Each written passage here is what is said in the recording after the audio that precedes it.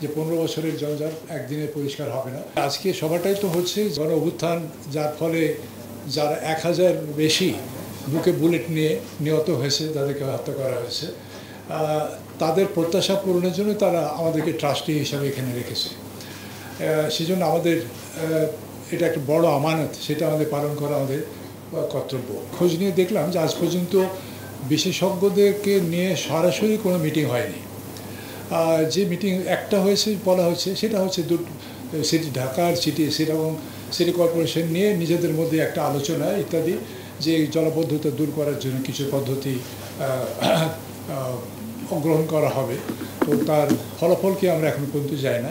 ঢাকার যে জলাবদ্ধতা, সেটাকে দূর করার জন্য আমরা ইফেক্টিভ, পজিটিভ, অ্যাফার্মেটিভ কি স্টেপ নিতে পারি, সেই জন্য আমরা আমাদের ক্ষুদ্র অভিজ্ঞতা বা মন্ত্রণালয়ের যে অভিজ্ঞতা, সেটার মধ্যে সীমাবদ্ধ না রেখে আমরা বিশেষজ্ঞ যারা আছেন এই বিষয়ে এবং জলাবদ্ধতার উপরে যাদের লেখালেখি আছে, গবেষণা আছে, তাদেরকে আমরা আমন্ত্রণ জানিয়েছি। তাদের কথা আমরা শুনবো, তাদের যে বিজ্ঞ মতামত আমরা নেব এবং সেটাকে বাস্তবায়িত করার আমরা চেষ্টা করব। তখন যতক্ষণ জলাবদ্ধতা দূর না হবে, নাগরিক সুবিধা আমরা বলতে পারবো যে জনগণ বঞ্চিত হচ্ছে। এবার এটা চেন এফেক্ট অনেকগুলো হচ্ছে, তার মুভমেন্ট কমে যাচ্ছে, মুভমেন্ট বন্ধ হয়ে যাচ্ছে, অসুখ বিসুখ হচ্ছে, বাচ্চারা স্কুলে যেতে পারছে না। এইসব কারণে জলাবদ্ধতা দূর করাটা অত্যন্ত জরুরি। আর একটা শহরের মধ্যে কেন পানি থাকবে, যেখানে এত ড্রেনেজ সিস্টেম, এত কোটি কোটি টাকা খরচ করে ড্রেনেজ সিস্টেম করা হয়েছে, তাহলে ফ্লটা কোথায়, গলদটা কোথায়, এটা আমরা বিশেষজ্ঞদের কাছ থেকে নেব। আশা করি আপনারাও এটা প্রচার করবেন এবং জনগণকে এই ব্যাপারে সচেতন করবেন। যেটা আমরা আলোচনা করব, একটাই খালি বলে থাকি, নর্দমায় প্লাস্টিকের বোতল, ওয়ান টাইম ইউজ কাপ, পলিথিনের ব্যাগ আর ডাবের খোসা, এটা মন্ত্রণালয়ে গিয়ে ফেলে আসে না, জনগণই ফেলে।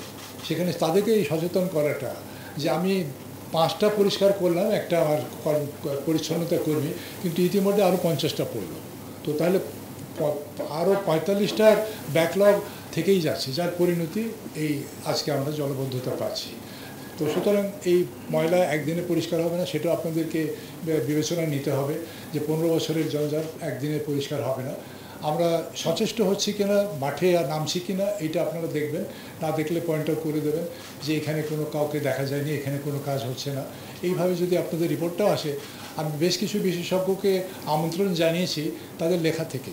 এই লেখা তোমরাই লিখেছো কাগজে বা মিডিয়াতে, হয়তো ইলেকট্রনিক মিডিয়ায় বলেছো, তো প্রিন্ট মিডিয়া থেকে, ইলেকট্রনিক মিডিয়া থেকে যে তথ্যগুলো পেয়েছি, তার ভিত্তিতে কিন্তু আজকের এই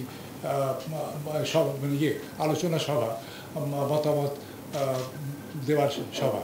তো এই ক্রেডিটটা কিন্তু আমার না, ক্রেডিট তোমাদের। তোমাদেরই যদি প্রিন্ট মিডিয়ায় লেখা না হতো আমি জানতে পারতাম, তোমাদের টেলিভিশনের বিভিন্ন প্রোগ্রামে যদি এই তথ্যগুলো না আসতো, মানে এই অসুবিধাগুলো যদি না আসতো, কাগজে তোমাদের যে ছবিগুলো তোমরা দিয়েছো ক্যামেরাতে, সেগুলো যদি না আসতো, আমরা জানতে পারতাম না কী অবস্থা। তো সেই জন্য তোমাদেরকে অসংখ্য ধন্যবাদ আমাদেরকে এই সময় দেওয়ার জন্য, এবং আগামীতেও তোমরা সবসময় সময় দেবে, আমাদের সহযোগিতা করবে। ফার্স্ট আমি তোমাদের কাছে চাইবো, আমার দাবি তোমাদের কাছে, যে তোমরা এটা জনগণকে একটু সচেতন করো, জনগণকে সচেতন করো, না হলে কিন্তু হবে না। একা মন্ত্রণালয়ে 1 কোটি পরিচ্ছন্ন কর্মী দিয়েও পরিষ্কার করতে পারবে না, যেটা অবাস্তব একটা